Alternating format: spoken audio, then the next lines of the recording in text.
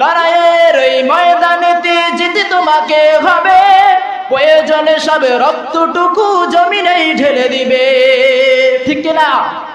লড়াইয়ের ওই ময়দানেতে জিতে তোমাকে হবে, প্রয়োজনে সব রক্তটুকু জমিনেই ঢেলে দিবে। তবুও তোমায় লড়তেই হবে, মানিবে না পরাজয়। তবুও তোমায় লড়তেই হবে, মানিবে না পরাজয়। বিপ্লব মানে জীবন দেয়া, বসে থাকা নয়। সে কোনো দিন আসবে না রে, করো যদি ভয়। হে মুসলমান, আজকে সন্তানকে যদি জিহাদের তামান্না শিখাও, তোমার সন্তান এই জাতির ভবিষ্যৎ হবে, তোমার সন্তান ইসলামের জন্য একজন মাস্টার হবে।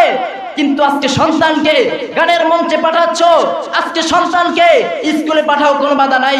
কোনো আলেম, কোনো মসজিদের ইমাম, কোনো নবী রাসূল বলে নাই যে তোমার সন্তানকে মাদ্রাসায় দিতে হবে।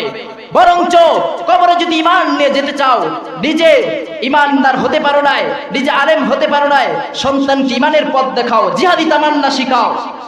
জিহাদ নবীজিরা করেছেন, সাহাবায়ে কেরাম জিহাদ করেছেন। তোমার সন্তানকে কেন জিহাদের জজ্বা দিচ্ছ না? কেন নাস্তিকদের বিপরীতে সে সক্ষম হচ্ছে না? এদেশ হলো ইসলামের দেশ, এদেশ হাফিজ জিউদের দেশ, আলেম ওলামাদের দেশ।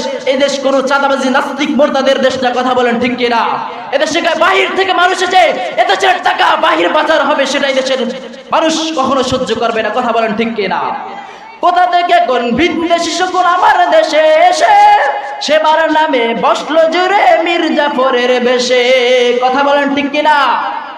কোথা থেকে কোন ভিনদেশী সকল আমার দেশে এসে সেবার নামে মুখোশ খোলে মির্জাফরের বেশে।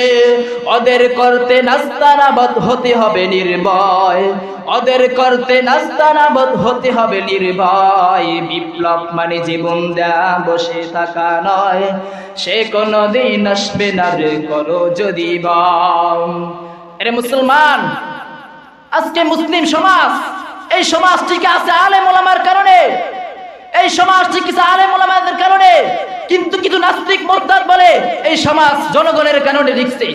আজকে এই সমাজ এসেছে আলেম ওলামার কারণে, কোন নাস্তিকদের চাঁদাবাজির কারণে এই সমাজ এসে নাই, এই সুস্থ সুন্দর সমাজ আসে নাই। এই সমাজ যখন ইংরেজরা 40 বছরে দেশ স্বাধীন করেছেন, ভারত উপমহাদেশ স্বাধীন করেছিলেন, যেখানে একটা আলেম ছিল না, জানাজা পড়ানোর মতো একজন মুসলমান মারা গেলে যে জানাজা পড়াবে সেই রকম আলেম এই দেশে খুঁজে পাওয়া যায় নাই। ঠিক ওই মুহূর্তে শাহ ওলিউল্লাহ মুহাদ্দিস দেহলভী রাহমাতুল্লাহি আলাইহি এই সমাজে তখন স্লোগান দিয়েছিলেন, এই দেশ এখন যুদ্ধ করার জন্য ফরজ। কিন্তু আজকে তুমি কোন সমাজে আছো, কোন নেতার পিছনে ঘুরছো? এই নেতা তো তোমার এই সমাজে তখন ছিল না। এই নেতা তো আজকে তোমার পিছনে তোমাকে টাকার বিনিময়ে তোমাকে কিনে নিচ্ছে। তখন এই নেতা সমাজে কোনো চেয়ারম্যান মেম্বারে বসবে, তোমার কোনো খবর নিবে না। কিন্তু এই নেতা যখন একজন আল্লাহওয়ালা, যখন এই নেতা একজন আল্লাহর ইমানি ভয় থাকবে, তখন এই নেতার পিছনে ঘুরলে তোমার জান্নাতটাও তোমার সহজ হয়ে যাবে। মুসলমান আজকে মোল্লাদের বিরুদ্ধে লাগছে, আলেম ওলামাদের বিরুদ্ধে লাগছে। এই আলেম ওলামাদের কেন বিপদে লাগো? এই আলেম না থাকলে এই দুনিয়া থাকবে না, আলেম না থাকলে দুনিয়া থাকবে না। নবীজি বলেছেন, যতদিন এই দুনিয়াতে আছে, এই দুনিয়া একটা ছোট্ট বাচ্চা আরিফ বা তা সা পড়ার মতো একটা বাচ্চা থাকবে। ওই বাচ্চা যতদিন থাকবে ততদিন এই দুনিয়া থাকবে। কথা বলেন ঠিক কিনা?